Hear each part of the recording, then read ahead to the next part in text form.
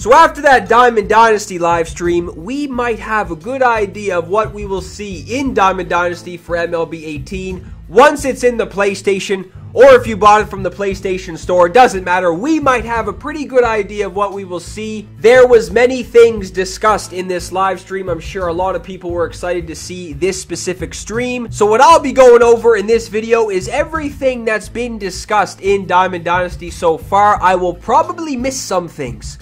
100% I'll probably miss some things, so if I do, let me know at the end of the video if I miss something, but I'm hoping I won't miss anything, so hopefully no folding will take place in this video. But as always, why waste anybody's time? Everybody is here to see some Diamond Dynasty features. Let's get into this video. So the first thing they discussed in this live stream was the new rating system. So Diamonds will start off at 85 this year.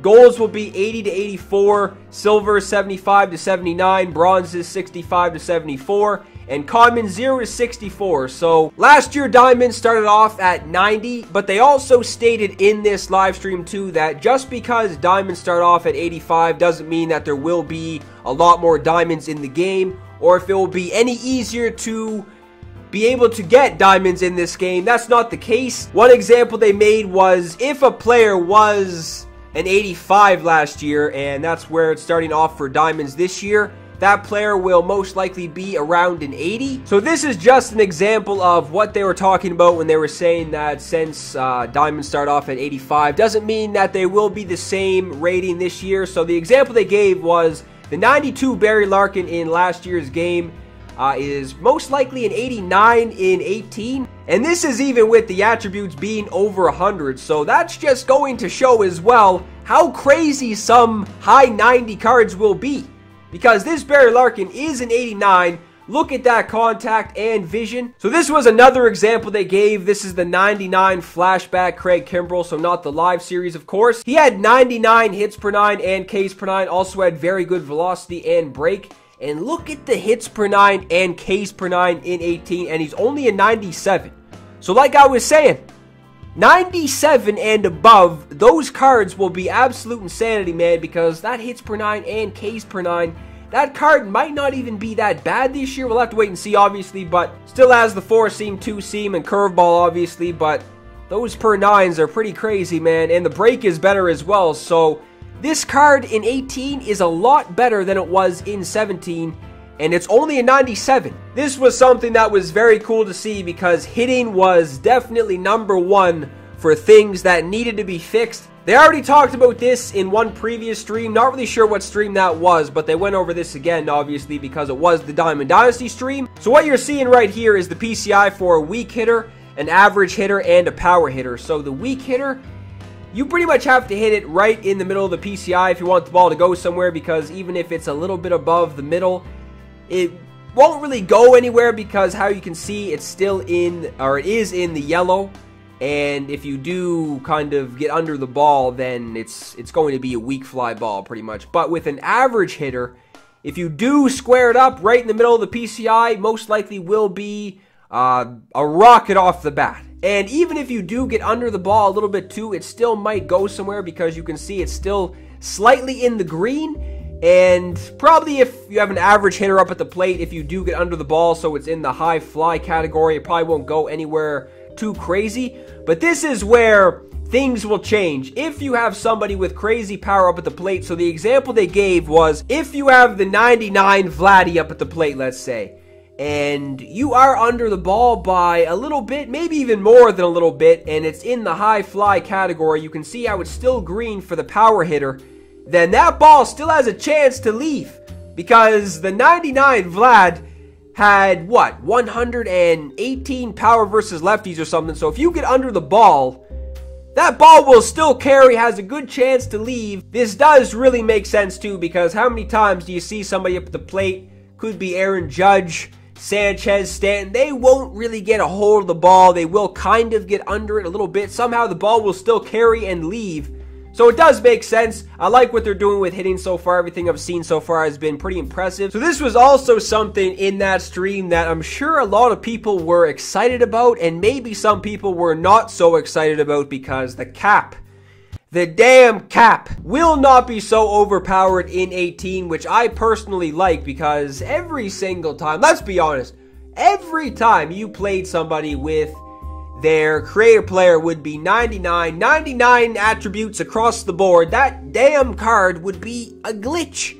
It was the glitchiest card in any baseball game ever made. You can pretty much just walk him because he'll most likely hit a home run every single time. So what they will be doing this year is there will be categories for every position, and you're going to have to work your way up to get a very good player. No longer it's just feeding players, because that was also something I thought was ridiculous, man. It was way too easy to get your cap at a 99 because all you had to do was feed players.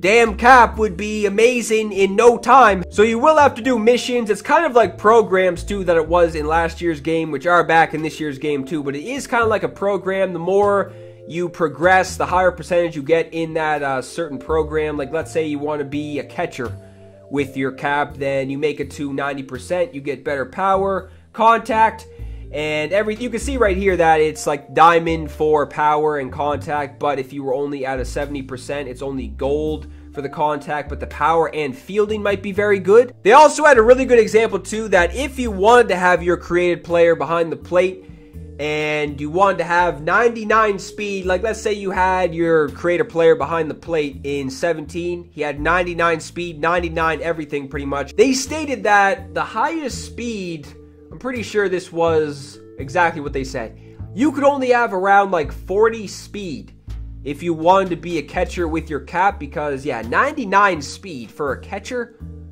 that's pretty damn crazy. That's what I'm saying. With every single created player was a glitch, catchers would have 99 speed and it would have crazy stats across the board. But this year, if you did want to have your created player behind the plate, pretty sure the highest speed you could have for your cap is 40, I believe. So even when you do finish these missions and all that stuff, not every stat will be maxed out to the most, because I mean that was kind of crazy. If you really think about it, it was very crazy that you just had one glitchy card in your lineup every single time. I personally didn't even like using my created player that much, just because I'd rather use actual cards. So I feel like this year a lot of people won't be using their created player. If they do, he might not be the best, like I said, but yeah, this year it seems like a lot of people might not even focus on doing that, just because it will take a long time. Before, it was just so easy to level up your cap and easy to get to a 99 pretty much. This year, not so much. Daily missions are also back, so like it was in last year's game, you had 3 things to do, and then if you did them in the specific time period that they needed to be done, you get a reward. So I'm not really sure what the rewards will be, because obviously there's probably ones that are more difficult than the others, so you might have to do something more time consuming, so maybe they will give you better rewards if you have to do something like that. There's also something new in Diamond Dynasty called the exchange. So what this is you want to put everything that you've collected for team items like jerseys, hats, balls, bobbleheads, you want to put those in the exchange section of Diamond Dynasty. So pretty sure the way you can get those collectible items is probably packs, maybe even buying them off the market and stuff like that, because they are collectible, so I'm guessing you can get them that way. They also added in Diamond Dynasty this year a lot more customization features for creating your uniforms for your Diamond Dynasty team, because last year it was just kind of, you had what, 2 fonts and not so many jerseys to pick from. This year there will be many fonts. I think there was 8 or 9, I believe there was, for how many fonts you could pick.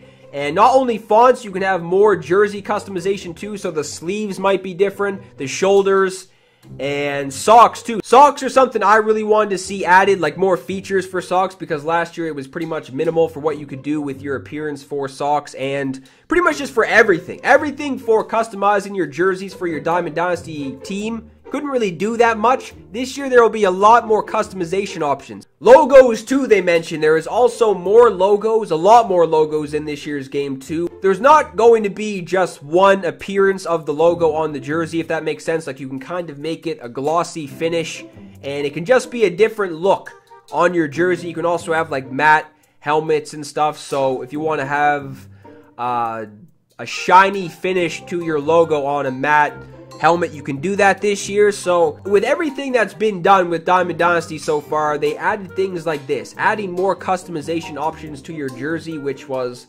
something everybody wanted to see. And of course, they did show a lot of stats for legends that will be in Diamond Dynasty this year. They also showed immortal cards, which will be the best cards you can get in Diamond Dynasty. So there will be attributes over 100 this year. But one thing they did mention too, that just because a player will be a 99 overall and he has attributes over 100, does that mean that he will act like over a 99 overall, if that makes sense? Like he will be a glitch or something. They said that if the card is a 99, it will act like a 99. So just because somebody with crazy power, Babe Ruth, with his 125 power versus lefties and righties, doesn't mean that every single time he comes up to the plate, he will hit a moonshot. Really cool to see all the legends that have been shown in this stream, and just in general, all the trailers, everything that's been shown.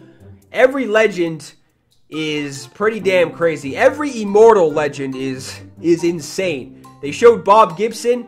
He has 123 stamina, so that's obviously amazing. He has 99 Ks per 9, hits per 9, 118 clutch. And he also has ridiculous velocity and break, and everyone saw Vlad, Frank Thomas, Babe Ruth, those stats. They did touch on something at the end of this stream too regarding fielding. So what they were talking about was if you have somebody in the field with pretty bad fielding, so not really sure what the overall will be for fielding, but if it's pretty bad, every single time he makes a play that's not routine, so if he has to lunge for the ball, kind of, you know, go off balance to make a play or something, he won't make a crazy animation every single time, because that's kind of what happened in 17. Sometimes there would be a ball hit to somebody with mediocre fielding at best. He would make an insane play. He'd be Jeter over there at shortstop making crazy plays, and it would kind of be unrealistic, because obviously if somebody has 60-something fielding at shortstop, probably not going to make crazy plays. So you can tell they're working on fixing things that were a problem. In 17, they already were talking about fixing tagging, fixing blocking for catchers. That was the #1 thing I personally wanted to see, because those bastards behind the dish could not block anything. They couldn't block an elephant rolling at them. So with every new feature that's been added in Diamond Dynasty this year, they're still adding new things regarding gameplay. Fixing tagging, fixing blocking, fixing hitting. So Diamond Dynasty this year will be a lot better, much more balanced. Hopefully no more BS. I'm sure there still will be, because there's BS in every game, obviously, but not as much BS, I should say. So that's pretty much it for this video. There may have been some things I missed out on. Like I said, there's still programs. There's still going to be the ticket counter and things like that coming back. These were kind of the new things they put in Diamond Dynasty, so things you can't expect to see. Everything else will most likely be similar to what it was in 17 that I didn't discuss in this video. But that is pretty much it for this video. That is everything I gathered from Diamond Dynasty that was shown, all the new features, everything new regarding gameplay and stuff like that. Like I said, if I did miss anything, let me know down below. I apologize if I did. Now that this Diamond Dynasty stream is over with, everything has pretty much been shown. The only thing that needs to happen now is the release of MLB 18. Everybody is sitting there now waiting for this game to come out. If you guys enjoyed this video, be sure to leave a thumbs up down below. If you are new to the channel, subscribe as well. I will see everybody in the next video.